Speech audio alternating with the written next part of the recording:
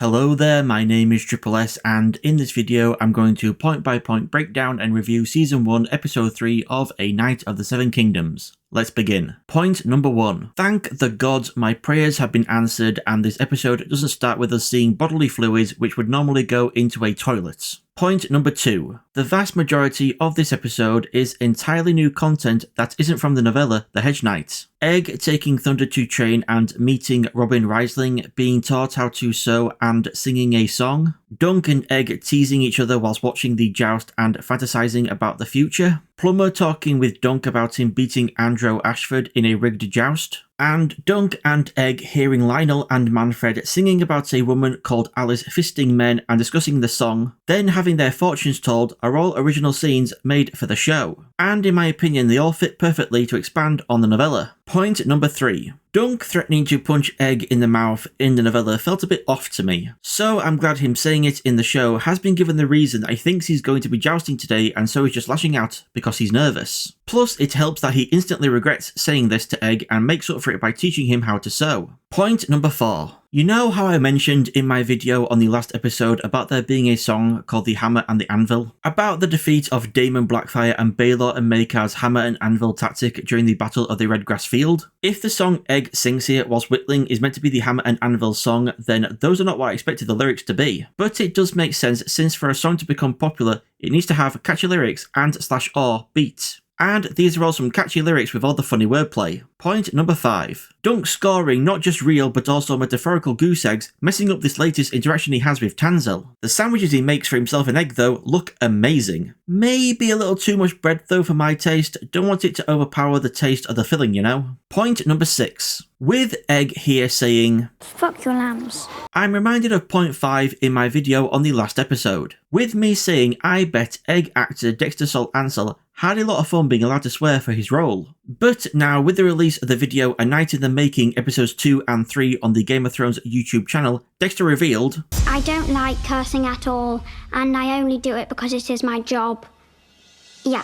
Though while Dexter doesn't like to swear himself, he's apparently cool with others doing it according to Lionel actor Daniel Ings. I realized pretty quickly, shooting around Dexter, that I was going to have to get comfortable kind of swearing around him, but he was cool with everything. Point number 7. Despite how much of a dick Aerion is, he does have some sweet looking armour. Really love the look of his helmet and even his horse's helmet. He could do with getting a better shield though, it looks pretty meh. And it doesn't even have his custom sigil on it with a 3-headed dragon that has one head the colour orange, another yellow and the last red. Point number 8. Aerion stabbing his lance into Humphrey Harding's horse is a scene from the novella. And the show House of the Dragon actually referenced this scene from the novella with Daemon tripping Gwaine Hightower's horse with his lance in Season 1 Episode 1. Point number 9. Dunk telling Egg how he never knew his father and probably saw him hanged as the pot shop cook said he was a thief, comes from the Sworn Sword, the second Dunk and Egg novella. There was also mention that instead of being hanged, Dunk's father could have been sent to the Wall. But despite asking Arlen to take service in the North one day so that he could visit the Wall to maybe find out if his father was or had been there, Arlen never did so, saying there weren't any hedges in the North and the woods were full of wolves. Point number 10. Okay, fair warning, in this point I'm going to talk about the future of Dunk and Egg as it connects to what the fortune teller says to them. This will be stuff way in the future, like not in the Dunk and Egg novellas but from the World of Ice and Fire. So most likely I won't be spoiling anything that we might one day see in a future season of this show. But if you still don't want to hear about Dunk and Egg's distant future,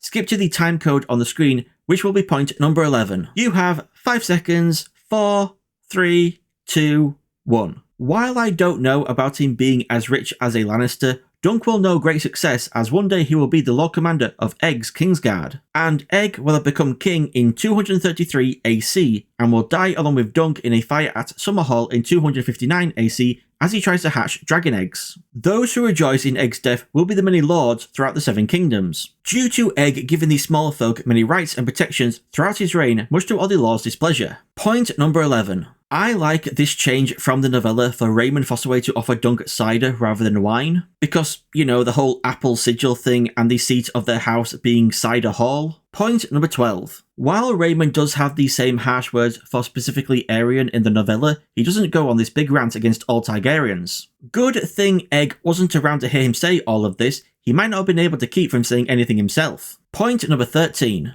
In the A Night in the Making video for this episode and the last, Tanzil actress Tanzin Crawford even said when she first read the script she thought the puppet show was going to involve small puppets on strings like in the novella, rather than the big puppets requiring multiple people to operate as we see in the show. Point number 14. I wonder why Tanzil's having to act as Serwyn in this performance of the Serwyn of the Mirror Shield play. In the last performance of this play that we saw in episode 1, a guy was acting as Serwyn while Tanzil narrated the tale. Did the guy call in sick so Tanzil had to take his place and leave out the narration or something? Point number 15. Raymond mentioning a son of Maekar being sent off to the Citadel to become a maester. Sound familiar to anyone? Yep, that Targaryen was indeed Aemon Targaryen, a maester of the Night's Watch at Castle Black during the time of Game of Thrones. And Egg being revealed to be Aegon won't come as much of a surprise to people who remember two certain Aemon scenes from that show. The first being in Season 1, Episode 9, where Aemon reveals his father was Maekar and his brother was Aegon to Jon Snow. And the second in Season 5, Episode 7, where he actually refers to Aegon as Egg when talking about him to Sam and Gilly. Interestingly, in Game of Thrones Season 1, Episode 9, Aemon tells Jon Snow Egg was the father of Aerys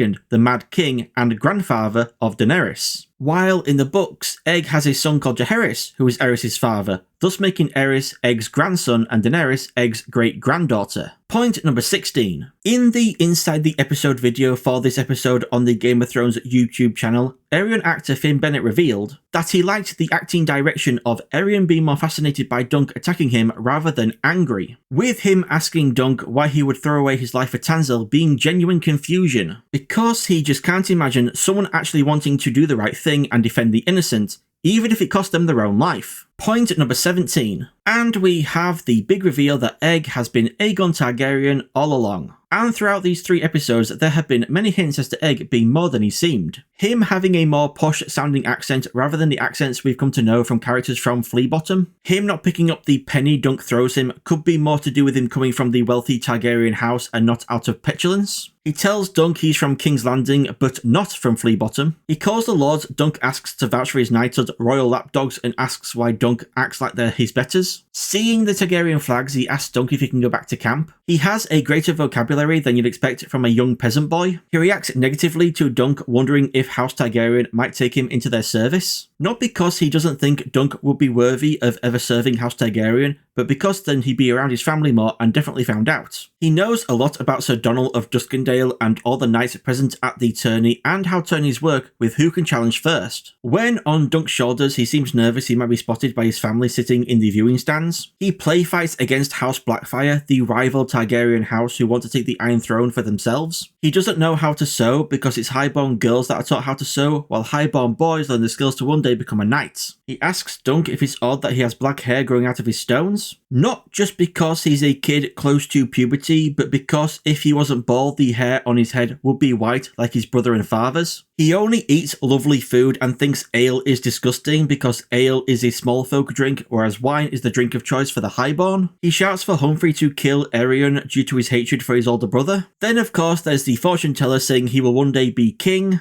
And finally he looks nervous around Raymond before going to see the play. Point number 18. I really enjoyed these shots showing us various characters' reactions, cutting in time with the stings of the music. I think it was a really nice stylistic touch. Thank you all everyone for watching. If you enjoyed the video, and I hope you did, give it a like to let me know. And if you want to see more, then make sure to subscribe. Thank you all so much again for watching. I've been Triple S, you've all been amazing, and I shall see you all in the next video.